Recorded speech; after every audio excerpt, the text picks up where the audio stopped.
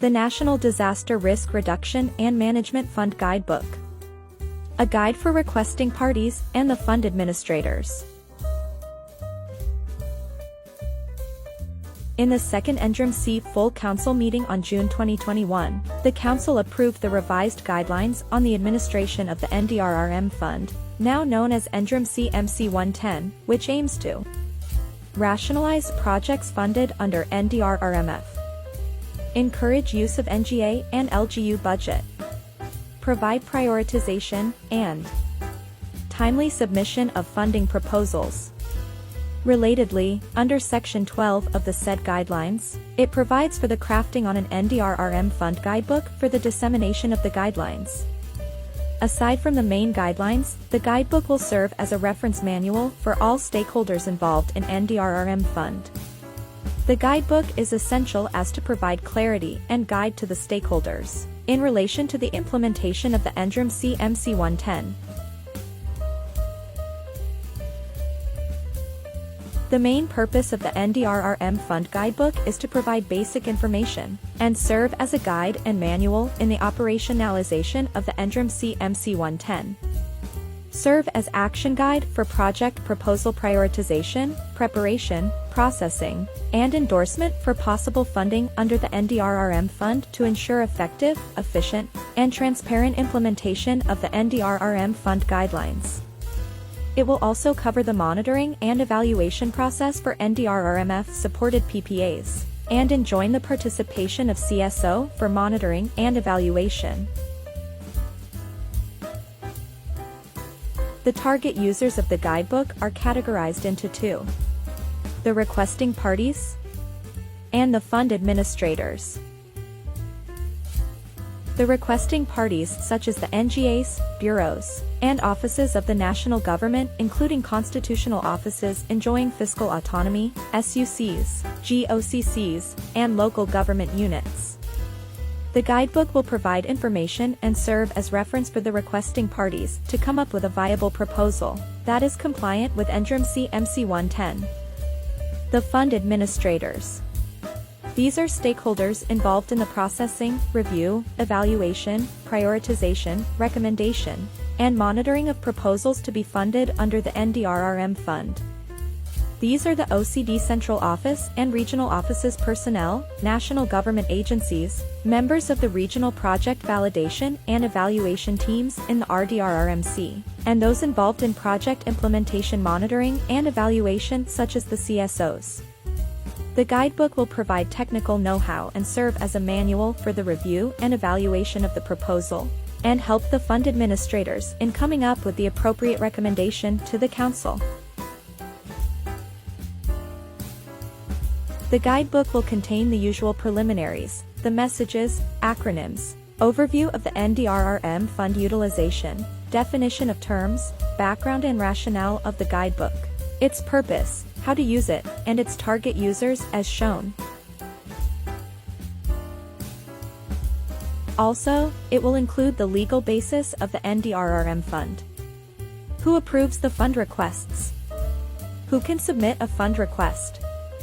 When can requesting parties apply for the NDRRM Fund? As well as the menu of projects that they can request for.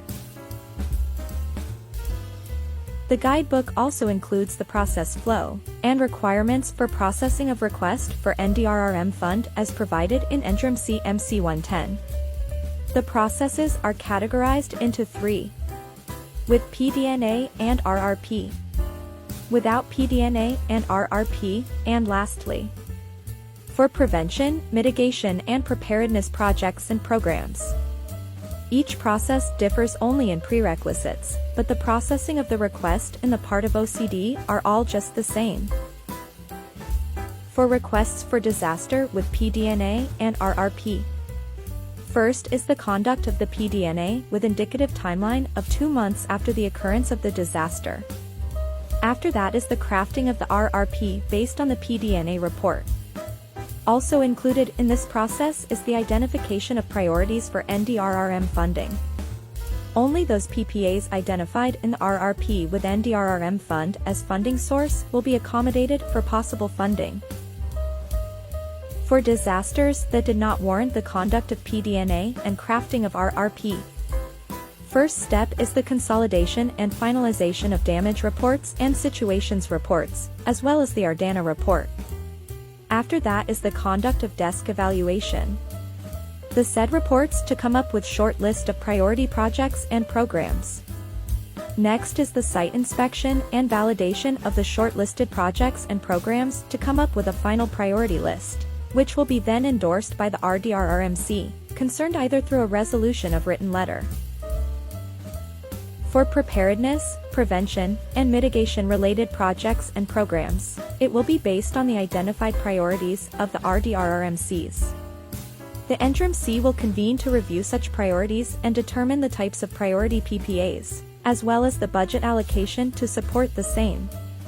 Once determined, the NDRRMC will call for submission of proposals from selected priority areas or LGUs.